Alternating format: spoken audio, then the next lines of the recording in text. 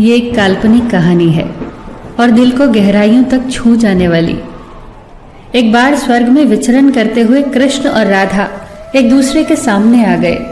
विचलित से कृष्ण, प्रसन्नचित से राधा। कृष्ण सकपकाए, राधा मुस्कुराई। इससे पहले कि कृष्ण कुछ कह पाते, राधा बोल उठी, कैसे हो द्वारिकाधीश। जो राधा उन्हें कान्हा कान्हा कहकर बुलाती थी, उसके मुख से द्वारिकाधीश का संबोधन कृष्ण को भीतर तक घायल कर गया।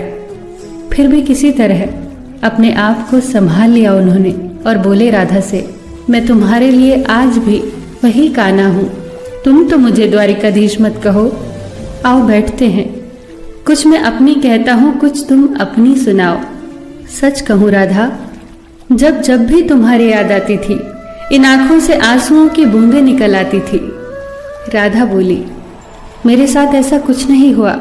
न तुम्हारी याद आई, न आंखों से आंसू बहा, क्योंकि हम कभी तुम्हें भूले ही कहाँ थे। जो तुम याद आते, इन आंखों में तो सदा तुम ही थे। कहीं आंसुओं के साथ निकल न जाओ, इसलिए रोते भी नहीं थे। कान्हा, प्रेम से अलग होने पर तुमने क्या खोया, इसका एक आईना दिखाऊं तुम्हें।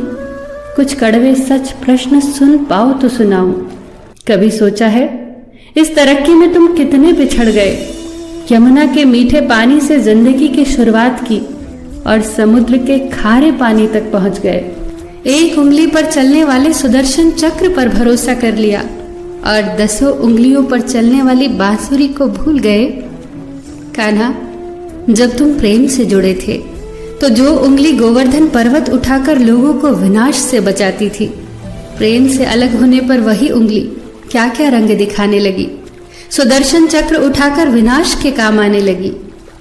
कान्हा और द्वारिकाधीश में क्या अंतर होता है बताऊं? कान्हा होते तो तुम सुदामा के घर जाते, सुदामा तुम्हारे घर नहीं आता। युद्ध में और प्रेम में यही तो फर्क होता है। युद्ध में आप मिटाकर जीतते हैं और प्रेम में आप मिटकर जीतते हैं। कान्हा, प्रेम में डूबा हुआ इंसान दुखी तो रह सकता है, पर किसी को दुखी नहीं कर सकता।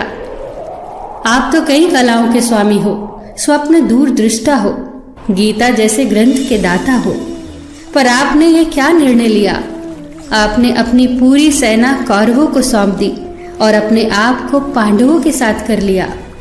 सेना तो आपकी प्रजा थी, राजा तो पालक होता है, उसका रक्षक होता है। आप जैसे महाज्ञानी उस रथ को चला रहे थे जिस पर बैठा अर्जुन आपकी प्रजा को ही मार रहा था। अपनी प्रजा को मरते देख आप में करुणा नहीं जगी, क्योंकि आप प्रेम से शून्य हो चुके थे। आज भी धरती पर जाकर देखो, आपकी द्वारिकाधीश वाली छवि को ढूंढते रह जाओगे। हर जगह, हर मंदिर में मेरे ही साथ खड़े नजर आओगे। मैं जानती हूं कान्हा, लोग गीता के ज्ञान की बात करते हैं, उसके महत्व की बात करते हैं, पर धरती के लोग युद्ध वाले द्वारिकाधीश पर नहीं, प्रेम वाले कान्हा पर भरोसा करते हैं। गीता में मेरा दूर दूर तक नाम नहीं है, पर आज भी लोग उसके समापन पर राधे राधे कहते हैं।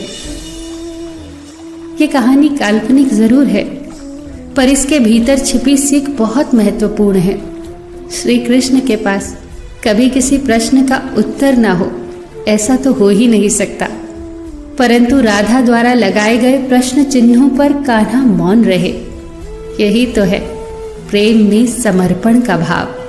पराक्रम में हमें हर किसी को हराना होता है, तब भी हम जीत कर भी हार जाते हैं, परंतु प्रेम में एक ही कईयों का दिल जीत लेता है।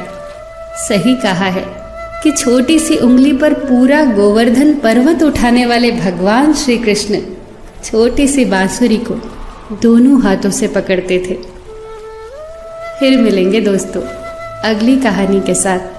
तब तक के लिए अपना ख्याल रखना और हमेशा मुस्कुराते रहना।